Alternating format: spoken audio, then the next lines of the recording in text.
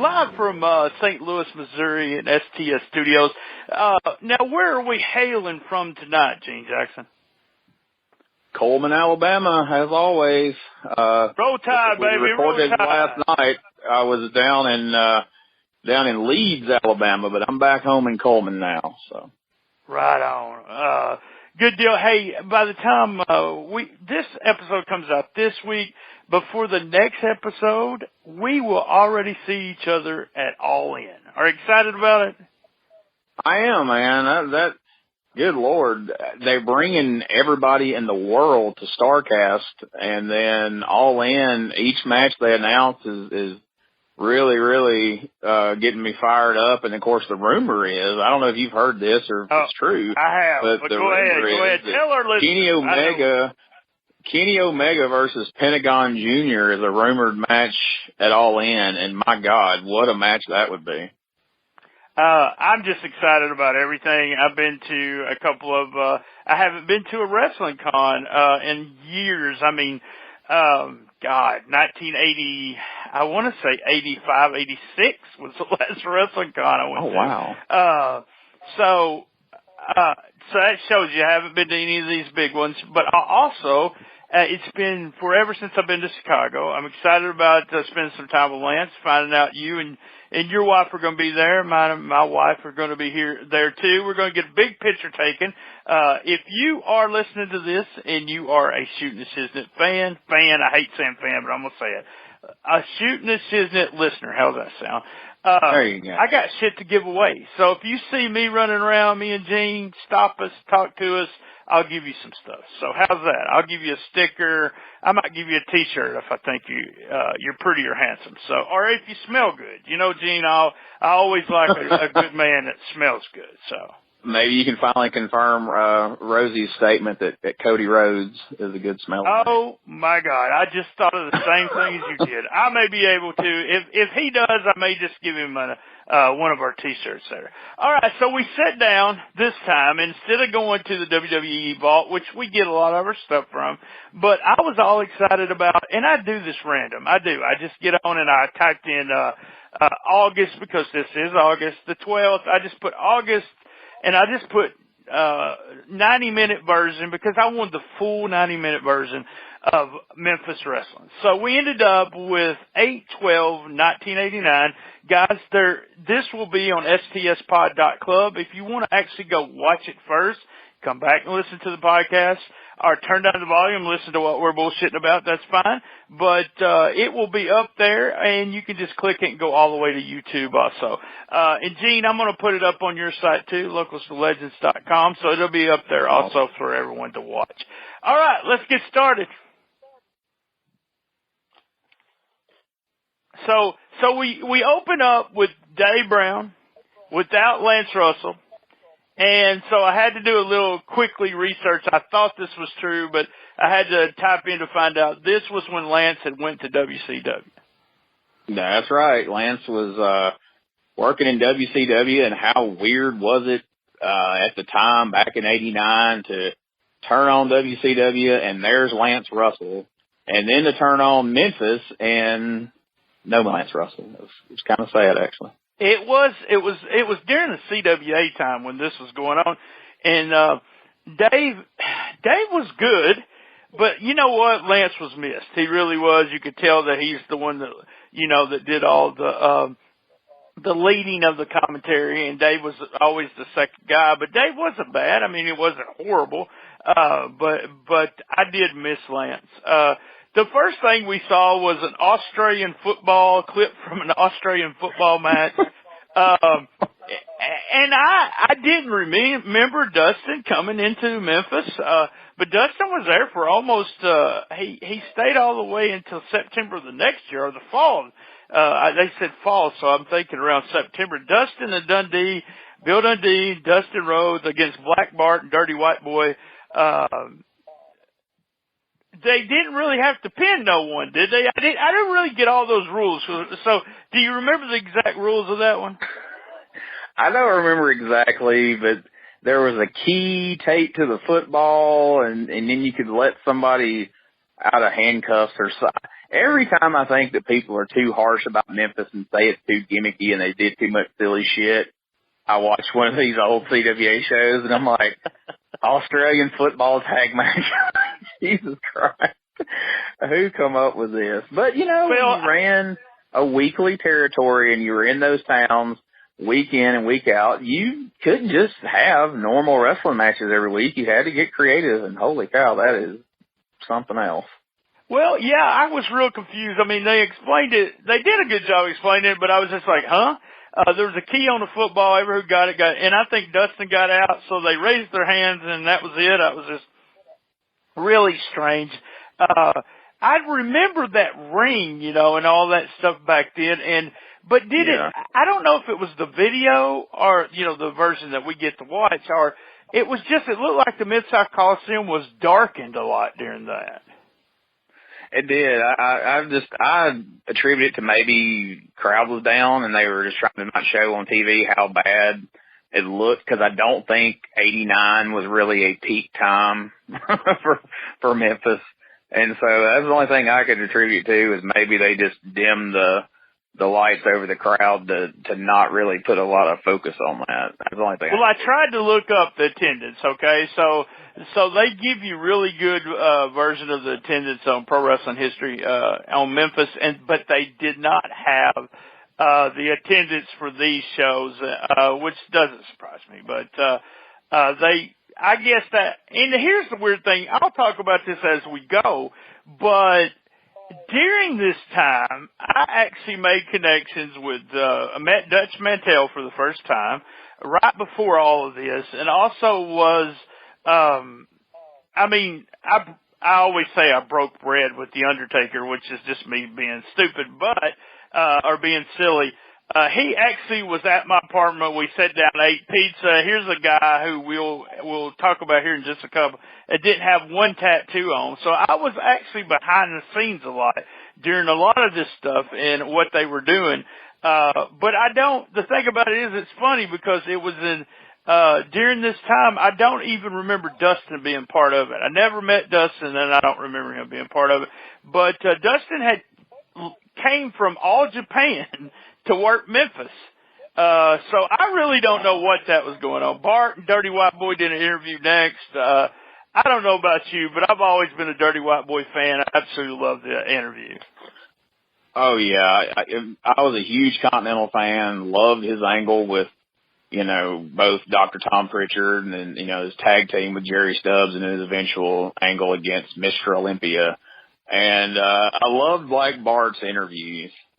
He played that so well. God, he's a guy that I feel like really doesn't get enough credit for how entertaining he was throughout his run, whether he was in Memphis or out in World Class or Mid-South, anywhere. He was always entertaining to watch and definitely to listen to. On the flip side of that, hell of a worker, man. He was oh, yeah. Most definitely. Dustin at this time seemed like somebody doing the most god-awful, horrible Dusty impression you've ever heard. If you imagine the most cornball, terrible Dusty impression you've ever heard anyone do, be it a fan or a wrestler, I promise you it's better than Dustin here trying to talk like Dusty in 1989. Oh, it was so bad. And then, Dundee did the whole same interview. It's like, and it was just bad. I mean, the deal is, everyone knew Dusty. Dundee knew Dusty well, and it was probably not a big deal having his son come down and work, but it just didn't come off that well on that interview. And he was just doing a Dusty imitation, like you said, a god-awful one. I thought it was funny, and they did, they always did where the events were going to happen in the towns that they were going to happen. They were Forest City, Arkansas, Earl, Arkansas. August the 26th was in Jonesboro, and I want to tell you I was probably there. Trenton, Tennessee, I didn't know they ran, and Boonville, Mississippi. So they had run Boonville. Oh, yeah, bringing it to Boonville. And so Dustin and Bill Dundee defeated Rough and Ready. Oh, yeah. Classic Memphis job team. And if I can crowbar something in here real quick, because I don't know when I'll get a chance to pat myself on the back for this one again. So I'm going to put it in here because I think you'll appreciate it. All right. So, all right, Rough and Ready, classic job team from Memphis. So, I did a whole episode, or at least a portion of an episode with you one time, where we talked about, or maybe we didn't talk about this one, but anyway, me and Neil Taylor wrestled Jerry Lawler and Derek King on an OWO show in Amory, Mississippi. Oh, yeah, we talked about that. Yeah. Okay, I thought we did. And I may have even mentioned this, but I don't think I did because it didn't actually happen. But usually most of my promos and things I say are off the cuff. But as I was driving over to Amory that night, I thought of a line that I thought was amusing, and I knew Derek would think it was amusing, and probably even Lawler would think it was amusing.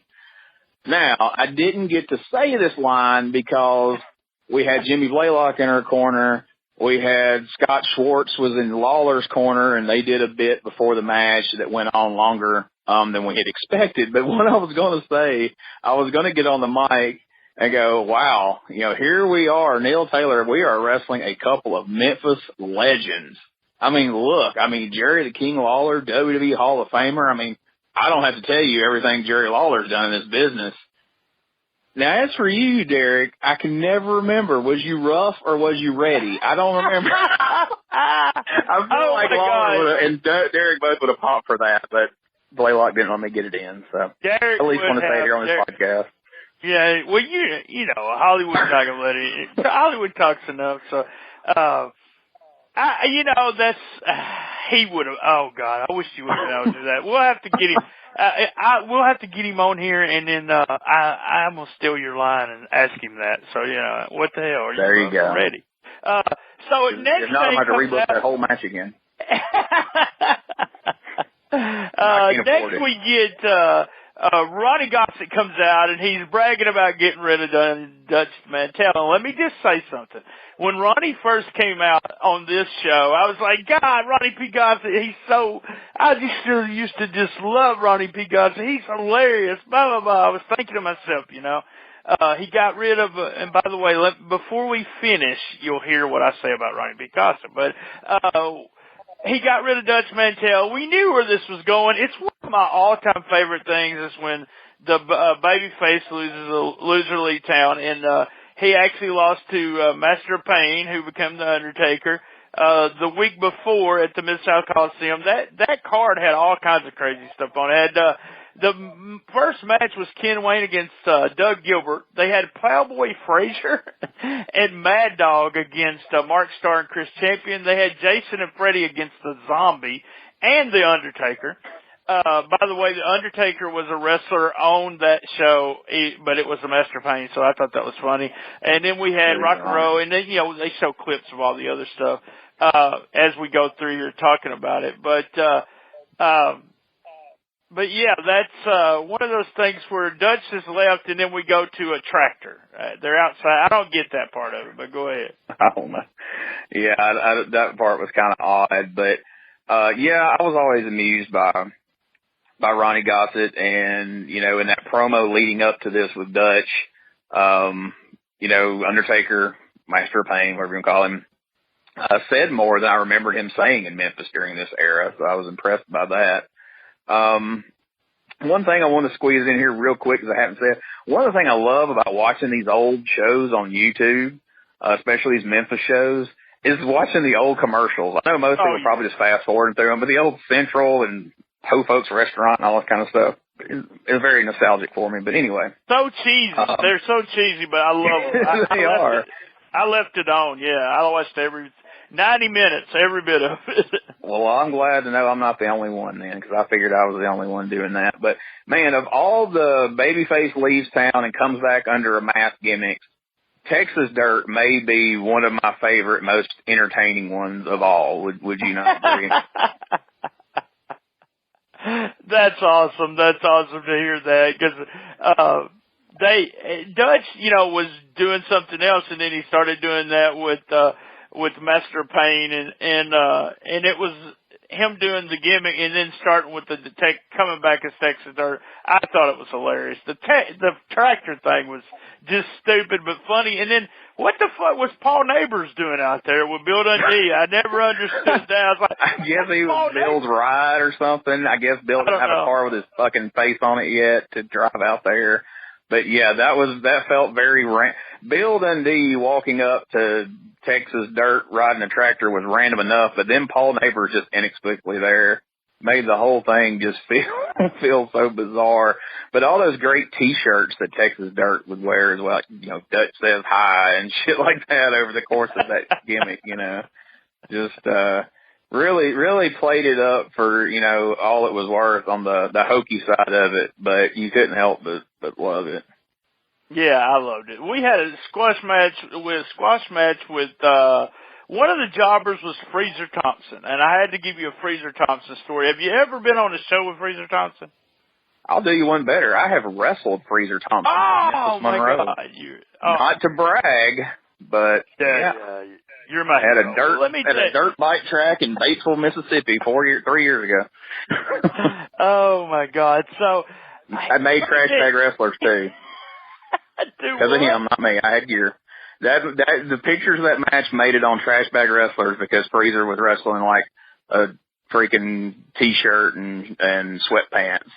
And I had gear on, by God. But yeah, that match made Trash Bag Wrestlers. And there was actually a guy in the background sitting on a four-wheeler because all they had was like a handful of folding chairs and everybody else was just kind of standing and there's a dude on a four-wheeler. So needless to say, the Trash Bag Wrestler gang had a field day with that one. Oh my God, yes. Freezer Thompson was like on every show that I worked, I think in Arkansas. And I never really did anything with him. It was always just me and my teams, and I never done anything with him. But then one of my friends, his wife had bought a brand new white couch, okay? And then my friend's wife, they asked Freezer to come over after the matches or something so that they could have this big, huge barbecue. And I know you know where this is going. Freezer sat down and got barbecue sauce all over this white couch. So just god-awful. And like you said... I thought it was going to be more like something from Coming to America or something when you first said white couch. Oh, no, it wasn't that bad. You're right about the Undertaker there. Pretty good interview. It was fun. It was still funny for me. I've got pictures of him with no tattoos, but still, look, they beat the hell out of everybody, the jobbers, and Black Bart even went after Dave Brown with a chair after it. So I thought that was hilarious. We had a clip of a picture of Jerry Bryant. You remember Jerry Bryant? Of the Memphis Vice. Yeah. And he had Lou Gehrig's disease, right? He did. Oh, just horrible stuff. And I remember him and Big Lou Winston. Yeah. That was his tag team partner. Then we get clips of Lawler against Bigelow. Typical Lawler match. Bigelow was just so good for a guy his size. I've seen him some of the first matches he had with Lawler in Blythe, Arkansas. Lawler absolutely loved working Bigelow. Absolutely loved working him because he was such a big guy. He would do the old, take the beat down, and then make the comeback. And Bigelow's selling was just fantastic. I mean, he would bump all over the place. Now, tell me the finish of this match. This is god-awful, the finish of this match is. So, all right, we were talking about crazy gimmicks, and this was a favorite in Memphis. The Coward Waves the Flag match. And in this instance, each person had someone in their corner. So, Bigelow had Ronnie P in his corner, and Lawler had Eddie Marlin. And so, at one point in the match, Eddie Marlin crawls on his hands and knees around the ring over to where Gossett is, snatches his flag, and waves it. The referee looks over, sees the flag waving, and calls for the finish, which should be a heel finish anywhere else but in Memphis. And, of course, it went on from there and, of course, led to Bigelow being suspended or some such because he attacked the referee, but, you know, you kind of understood it based on what took place. But, yeah, it was very, very a screwy finish, and this Coward waves the flag, just a screwy match to start with. But, again, it's Memphis. Lawler and Bigelow had wrestled 7,000 times, you know, before, so you had to put a twist on it. But yeah, I was just like real confused. I was like, now that was what a heel should do. So then Marlon comes out, and him and Gossett get into it. Marlon he calls him Big Boy, which I cracked up when he called him a Big Boy. And then the gimmick that they had coming up was that if Gossett lost, then I never got this. I understand things like this, but Eddie Marlin got to put powder on his butt in a diaper. What the fuck was that about? Yeah. Especially the way it was presented here. Like, you know, Razor Ramon and 1-2-3 Kid did it a few years later. He was 1-2-3 Kid. It kind of made sense from a humiliation standpoint. But, like, the way Marlon described it, like, it didn't even come off like a humiliation. It just come off like something he was going to be into. after the almost as if he was describing something that was going to happen in the back after everybody left the building or something. It did not land with me at all. I was just like, what in the, oh my God, thank God he didn't tell us to watch the show that recaps that. Right. Well, what happens is Gossett's supposed to be, if he wins, he's promoter for the week, and spoiler alert, Gossett won, so we didn't get to see him get a powder. So, all right. Let's stop right there and go to a quick commercial. We'll be right back. Then we got clips from Rock and Roll against the Blackbirds. I absolutely love the Blackbirds team. All Parsons and Brickhouse Brown. We got some clips of that. Apparently, Rock and Roll were supposed to win some amount of money, but Parsons and Brown actually shortened them in their envelope there. They only got $200-something. So I thought that was hilarious. And then, you know, we got the typical Rock and Roll interview and all that. But I really did. I loved that. I loved that they shortened them the money. And the way they described it afterwards, you know, they were so just matter of fact about it. Yeah, we shorted your money. What? Yeah, we're gonna play that clip. Yeah. Let's do that. This was hilarious. This was later on in the show, but since we're talking about it right now, I'm gonna go ahead and play the clip right now. Listen to what Brickhouse says that Rock and Roll done with the money.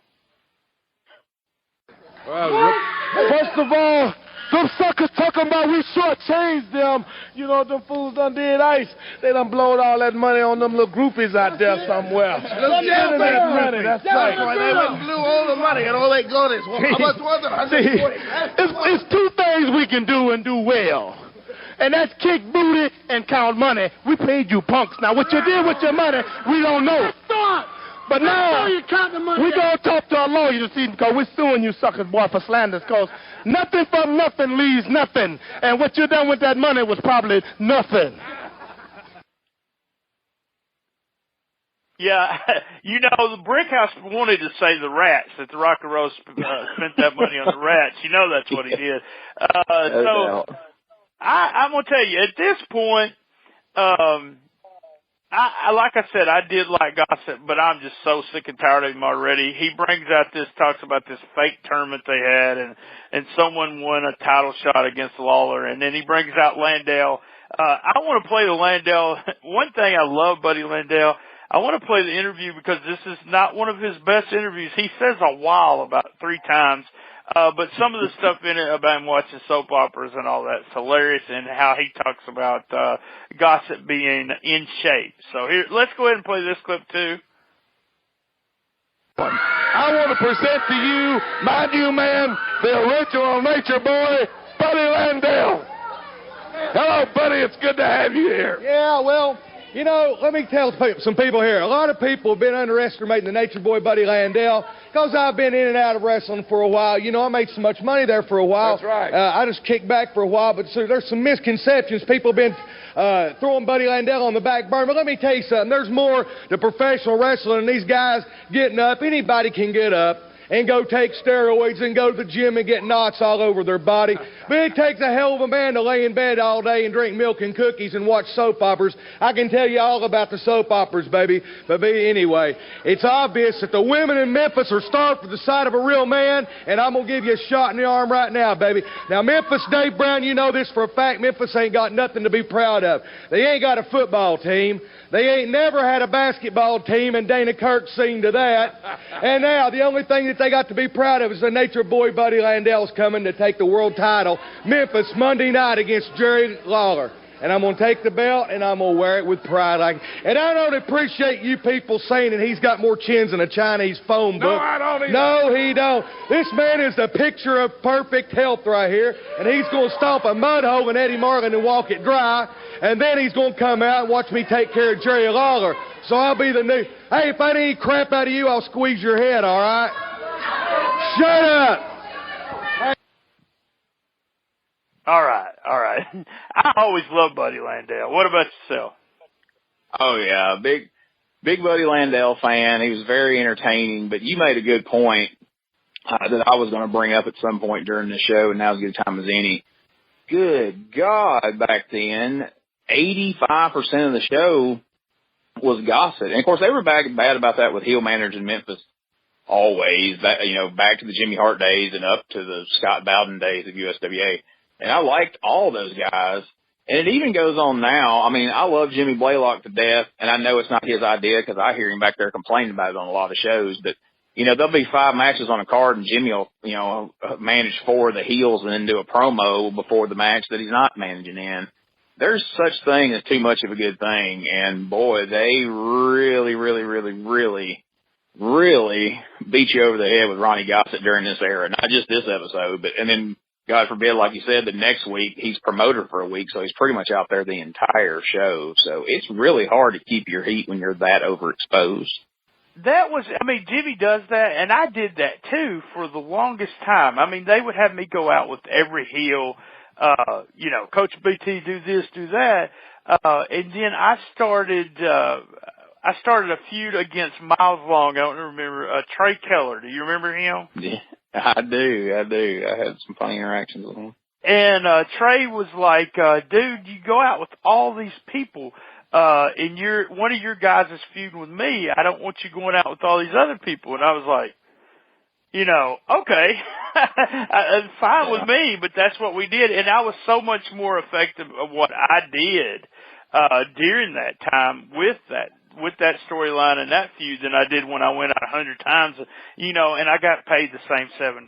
So, that's a good exactly. But we got the interview with Landell, and then we had a big, was it an 8-man tag? We had Mark Starr, Chris Champion, and they were known as Wild Side at this time, and then they had Brickhouse and them as the Blackbirds tagged, and they said it was T.D. Steele's first appearance. Did you get that?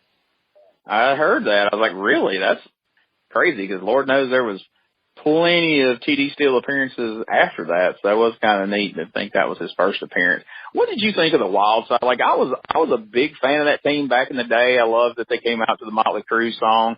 But I was even a fan of Chris Champion as one half of the New Breed in Crockett back in the day. I don't know, I always enjoyed his work. I always enjoyed the tag teams he was in, not so much as the Ninja Turtle for various reasons, and I didn't really get the whole Yoshi Kwan thing. And bless his heart, I know he's, as a little side note there, I know he's in pretty bad shape right now, and he's been in intensive care, and he's had some strokes and whatnot, and, our prayers and well wishes go out to him for sure. But I just really enjoyed the Wild Side gimmick. Maybe I'm alone. Love the team. No, not true. I love New Breed. I was huge in New Breed. Champion was actually a really, really good worker. Mark Starr was too. They wrestled. Mark Starr was on Florida Championship Wrestling a lot. I'm not sure who trained him, but that team was so fucking good. And they were supposedly brothers, right? Yeah, I didn't know that until years later. I didn't realize that. That was the rumor. I don't know how true. I think half brothers. I think they both had the same. They maybe had the same mom. I may be totally wrong on that, but I got the Turtle story. I wrestled the first show I ever wrestled on. I wrestled on a show with Chris Champion as the Turtle. There was Chris Champion, actually, if you don't know this, was accused of molesting, and I don't think he ever went to jail for it, molesting somebody while he was in the turtle suit. But who knows whether that was true or not. I have a Chris Champion story. I actually wrestled Chris Champion in a battle royal, and it was a battle royal where I got really ribbed real bad. The first thing with Chris Champion was I was talking to Candy Divine. Do you remember her? I do. And I was actually doing here's what I was doing. I was actually wrestling and doing a magazine article, and taking pictures all in one show. I mean, I was taking the pictures, I was doing the magazine article about Candy Divine, and then I was doing one about all the wrestlers that were in that, on that show. And I wrestled J.D. McKay, my arch nemesis, J.D. McKay. I was talking to Candy Divine, and she was sitting right next to me with her hand on my knee, and I was thinking to myself, I'm going to get lucky with Candy Divine? What the fuck here? Chris Champion walks into the dressing room buck naked. Okay. And Chris always carried a snake. He had this snake that he was carrying around. And let me just say, that's not the only snake he had. All right. So it went about down to his fucking knee. And so after Candy seen that, she started talking to Chris Champion, and didn't say another word to me. So, and I couldn't compete with the motherfucker anyway. So, long story short, what was going on, was that, we had this battle royal, and they were all talking about Chris Champion was stiff with his super kick, you know? And so, they were giving me hell, and then Chris comes up to me and he says, "Can you take a super kick?" Well, I wasn't gonna be a puss, you know. So it was over the top battle royal. I was next to last in the ring. I was, you know, like there was 12 of us, and it was me and Chris Champion. And Champion super kicks me, and dude, it was like a feather. I mean, it was beautiful. They were just ribbing me about how stiff it was going to be. And he just, I mean, and instead of bumping over the top rope, I went head first between the top rope and the second rope. Oh, God. Landed on my head, and where I landed, it was on my eyebrow. I ended up with the prettiest black eye you've ever seen. And it started getting black, and I just went along with it backstage. Man, he kicked me right in the face. So it was actually really fun. There's my Chris Champion stories. I overtook the whole show with my Chris Champion stories, but I've always wanted to tell the story about the snake, but he was just so light. He chopped me a couple times, and then he did the super kick, and it was, and I had to work that god awful J.D. McKay. So there we go. The outlaw. So next, oh my God, next we get the main event. I'm so excited to talk about the main event on Memphis Wrestling. It was expiration of time limit. Go ahead, Gene. Tell everyone what it was. We got to back up to one other match though that we saw a clip of. This caught me completely off guard. Plowboy Frazier and Cousin Jr. against Doug Gilbert and Gary Albright. I don't remember Gary Albright being in Memphis. I was bumfuzzled by that. Not much else to note about the match, obviously, considering, but I just didn't remember Gary Albright being in Memphis. So that was an interesting, another one of those little tidbits, you know, from these shows we watch where I was like, oh crap, I totally forgot he had ever been there. So anyway, just want to throw that in real quick before we get to the main event. We were just go ahead. I'm going to let you do it. Buddy Landale had been out there, and now we've got a 10-man tag match, right? Are you talking about, are we just... No. We had that. That was the squash. And then next we had Buddy against Freddie. Freddie Krueger against Buddy Landale is your main event of the day on Memphis Wrestling. And not only did we see, it is, It is funny the way Buddy's working him, you know. I mean, it's supposed to be. I never understood these gimmicks. I really didn't, you know. But Buddy Landell working just typical spots with, you know, Freddie. And then you end up seeing Jason come out for the save later. I mean, only Memphis could get away with Australian football tag matches and Freddie and Jason and poor Buddy Landell, and they're trying to make this look like something. Well, Buddy was doing the old fake foreign object thing where he would put it in his pants, and he was like trying to work a match. Freddie was Tommy Gilbert, right? Yeah, in most cases. I know every now and again, apparently Doug would don the outfit even then, but more often than not, it was Tommy Gilbert. And then Jason, I don't know if you noticed this, but if you look, when Jason comes in, Gossett is down, and he trips over Gossett's fat ass and falls down. Jason does. I know. Jason comes out and eats shit, falling over Gossett, and he's barely any taller than Freddie.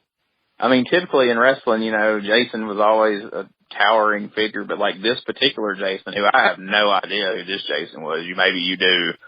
But was not a particularly large man to be playing the Jason character. I was just assuming it was Doug. I really was. I didn't know. I knew him, and they actually took it to Japan at one time. He was great. I didn't ever understand this. And you know who booked all this shit, by the way? This was Jerry Lawler's booking. This whole show, Lawler was the booker. Lawler loves fucking monsters and all that horse shit. And it was just horrible. Freddie was jumping around like, I don't know how to explain it. Guys, you gotta watch this. Freddie is, the suit is excellent. It is very good. It's done very well. But him jumping around, in that match just had me laughing. He won by DQ or something. God, I don't remember. And then with Jason jumping in, and Lawler was, like you said, was out ringside with them, and just, and Lawler had this big, you know, smile on his face, like he loved every minute of it. And I'm thinking to myself, he probably did, love every minute of it. But my big deal was, and I'm thinking at all times, I'm thinking this is, that this is, Tommy Gilbert. How did they talk Tommy Gilbert into doing that? I'd really like to have him on the show and say, dude, now remember, I gotta remember Tommy Gilbert right, what we did see of Tommy Gilbert. He was like a damn good, like, you know, worker, right? I mean, what I remember. Oh, yeah. A wrestler. He was a wrestler. He wasn't, no gimmick to him, but, he was ace of something at one time, and did a mask, and he was just so damn good. And then he did just this gimmick. So I don't know if it was because of the age or something, but he really, I don't know how they actually talked him into doing it. A fun Freddie story, and it's not about Tommy Gilbert, but okay. Years later, when I first started wrestling, I had been wrestling maybe 2 or 3 months, doing shows for Sammy Hall. And so he liked that I could talk, so he would send me out and have me manage a couple of people, and then later I'd come out and wrestle. So, the one night he had Tony Dabbs doing, Freddie. He had the whole Freddie outfit. And it was a pretty good one. Oh, God. So Tony puts the Freddie outfit on, and in front of everybody, I asked Sammy, I said, hey, can I manage Freddie? And again, I've only been around a couple months. Sammy looks at me just incredulously and goes, why in the fuck would Freddy Krueger need a manager? And without missing a beat, I go, why in the fuck would Freddy Krueger be in a fucking wrestling match? And Sammy looked at me, and everybody in the dressing room started laughing. He goes, fuck it, go out there, I don't care. That is, I mean, why would he? You know, and how did they get away with the shit? I guess they were just totally under the radar and did not, no one knew about Freddie or Jason, or we had Spider-Man at one time and Captain America. I mean, it's just fucking crazy. Hey, and before I ask you the question, I want to also tell you, we talked about those commercials. This is my last comment about this TV show, was those Squirt TV commercials for Squirt Soda. Those were fucking vulgar. I mean, here, almost every one of them, all I could think of was dude was, drinking, a big load of, whatever you get after using spunklube.com. I mean, but that's what it looked like. Big smile on their face, and I was like, man, am I the only one thinking this? Which I might be, but, guys, I swear to God, I can send you a picture of my paper here. The last 2 notes on this paper was, give your thirst a squirt, LOL. And then the next one was, holy shit, you could get a Big Mac for 59 cents and a Wendy's Biggie Meal for $2.97 in August of 1989. But yeah, I definitely made note of give your thirst a squirt. There you go. That was one of the most vulgar sodas you could ever drink. And that 59 cents for a Big Mac. Jesus Christ. All right, Dean, so we gotta answer the question. And one of the things that they said, we got one criticism, well, probably a bunch of criticism. One that actually that we actually kind of gave a thumbs in the middle on one of those shows last time. Now, this time, we got to do it, either good or bad, whatever. I ask you the question: was it really that good? This era, no. Amen. Having talked about everything we just talked about.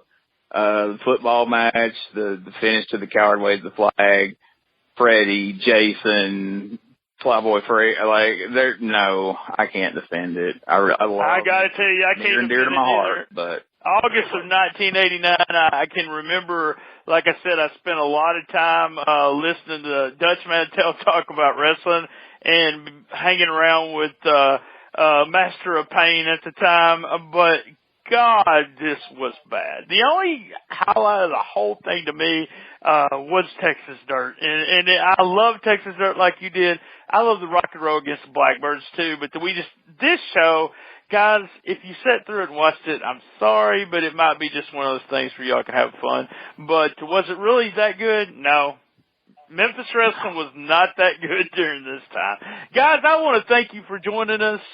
Same bat time, same bat channel on the best little wrestling podcast in the business. Be there and love my mama.